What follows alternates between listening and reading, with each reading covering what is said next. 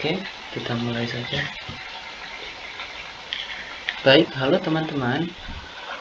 Perkenalkan, saya Alisya Ramadan dengan NIM 2405120421 akan menjelaskan sejarah internet. Jadi mulai dari bagaimana internet di awal perkembangannya sampai menjadi bagian dari kehidupan sehari-hari kita. Langsung saja ke materi yang pertama, yaitu sebelum adanya internet. Jadi sebelum kemunculan internet, manusia sebenarnya sudah mengenal sistem komunikasi digital sederhana. Salah satu contohnya adalah telegraf, yang mulai digunakan sejak abad ke-19. Teknologi ini memungkinkan pengiriman pesan jarak jauh melalui sinyal listrik, sehingga bisa dianggap sebagai cikal bakal komunikasi digital modern. Walaupun masih sangat terbatas dibandingkan dengan internet saat ini, telegraf memberikan gambaran awal bagaimana informasi dapat ditransmisikan menggunakan sistem digital. Kemudian lanjut ke awal perkembangan komputer. Pada tahun 1960, Universitas California melakukan penelitian penting yang menjadi tonggak awal perkembangan internet. Mereka berhasil mengirimkan data dalam bentuk kode biner antar dua komputer. Dalam uji coba tersebut, komputer pertama mengirimkan kata log, sementara komputer kedua melengkapinya dengan kata in. Dari eksperimen sederhana inilah kemudian lahir istilah login, yang hingga sekarang masih digunakan di berbagai sistem komputer dan layanan internet. Pada periode yang sama, muncul juga penelitian besar yang dilakukan untuk kepentingan militer Amerika Serikat. Tujuan penelitian ini adalah merancang sistem jaringan komunikasi yang tangguh dan mampu bertahan jika sewaktu-waktu terjadi perang nuklir. Pemerintah khawatir bila informasi penting tersentralisasi pada satu titik, maka informasi tersebut mudah dihancurkan dalam sebuah serangan. Karena itu, mereka mencari cara agar data bisa tetap tersampaikan meskipun sebagian jaringan telah dihancurkan.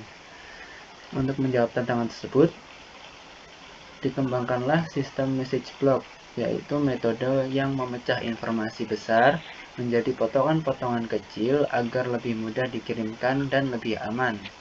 Potongan informasi ini bisa melewati jalur yang berbeda-beda dalam jaringan, sehingga bila salah satu jalur rusak, informasi tetap bisa sampai dengan utuh. Riset lanjutan dengan konsep ini didanai langsung oleh Departemen Pertahanan Amerika Serikat. Hasil penelitian tersebut kemudian diwujudkan dalam proyek besar bernama ARPANET atau Advanced Research Project Agency Network pada tahun 1969. Proyek ini dijalankan oleh ARPA, lembaga penelitian di bawah Departemen Pertahanan. ARPANET menggunakan perangkat keras dan perangkat lunak berbasis Unix, yang pada saat itu dianggap sebagai sistem operasi yang paling stabil. Tujuan utama dari ARPANET adalah untuk kebutuhan militer, khususnya dalam menghubungkan komputer di berbagai lokasi vital agar komunikasi tetap berjalan meskipun ada serangan. Awalnya, ARPANET hanya menghubungkan 4 institusi utama. Yang pertama ada Stanford Research Institute, yang kedua University of California Los Angeles, kemudian yang ketiga University of California Santa Barbara, dan yang keempat University of Utah. Namun, seiring berjalannya waktu, jaringan ini semakin berkembang pesat. Pada Oktober 1972, ARPANET resmi diperkenalkan ke publik, dan sejak saat itu banyak universitas serta lembaga riset lain di Amerika Serikat yang tertarik untuk ikut bergabung. Seiring pertumbuhannya yang masif, ARPANET mengalami kesulitan dalam pengelolaan, maka pada akhirnya jaringan ini dipecah menjadi dua bagian. Ada yang pertama adalah MILNET yang difokuskan untuk kebutuhan militer, kemudian yang kedua adalah ARPANET yang digunakan untuk keperluan non-militer. Kedua jaringan ini tetap terhubung dan dikenal dengan sebutan DARPA Internet. sebelum akhirnya disederhanakan menjadi istilah yang kita kenal sekarang, yaitu internet.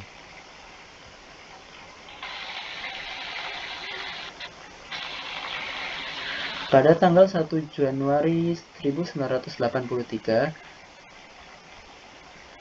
tanggal tersebut menjadi momen yang penting dalam sejarah internet. Pada hari itu, para peneliti resmi menerapkan TCP/IP atau Transmission Control Protocol/Internet Protocol sebagai standar komunikasi baru. Protokol ini membuat komputer dari berbagai jaringan dapat berkomunikasi dalam satu sistem yang lebih luas dan lebih terstruktur. Inilah yang membuat internet berkembang melampaui sekedar proyek riset militer menjadi jaringan komunikasi global. Perjalanan internet terus berlanjut. Pada tahun 1990, muncul sistem World Wide Web atau WWW yang memungkinkan pengguna mengakses informasi dalam bentuk dokumen hypertext. WWW membuat internet jauh lebih mudah digunakan oleh masyarakat luas karena informasi bisa ditampilkan dalam bentuk halaman yang saling terhubung dengan hyperlink. Kemudian perusahaan-perusahaan teknologi pun mulai bermunculan. Tidak lama setelah itu, Yahoo, Amazon, dan eBay hadir sekitar tahun 1994, menawarkan layanan pencarian, belanja daring, dan perdagangan elektronik.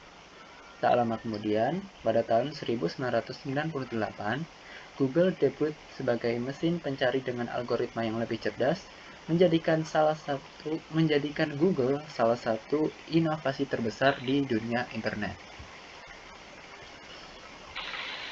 Kemudian memasuki abad ke-21, perkembangan internet ditandai dengan lahirnya media sosial, yang pada awalnya, pada tahun 2003, Mark Zuckerberg merilis sebuah media sosial yang bernama Facebook, yang kemudian memicu kemunculan berbagai platform sosial media dengan keunggulannya masing-masing, mulai dari Instagram, Twitter atau yang sekarang disebut dengan X, Pinterest, dan juga banyak lainnya. Media sosial mengubah cara manusia dalam berinteraksi, berbagi informasi, dan membangun komunitas global. Kemudian, dengan maraknya penggunaan smartphone, internet semakin melekat dalam kehidupan sehari-hari. Tidak hanya diakses melalui komputer, internet kini berada dalam genggaman tangan, membuat komunikasi, hiburan, perdagangan, dan pendidikan bisa dilakukan kapan saja dan di mana saja. Dengan demikian, internet yang awalnya lahir dari kebutuhan militer, kini telah berkembang menjadi bagian yang tak terpisahkan dari aktivitas manusia modern di seluruh dunia.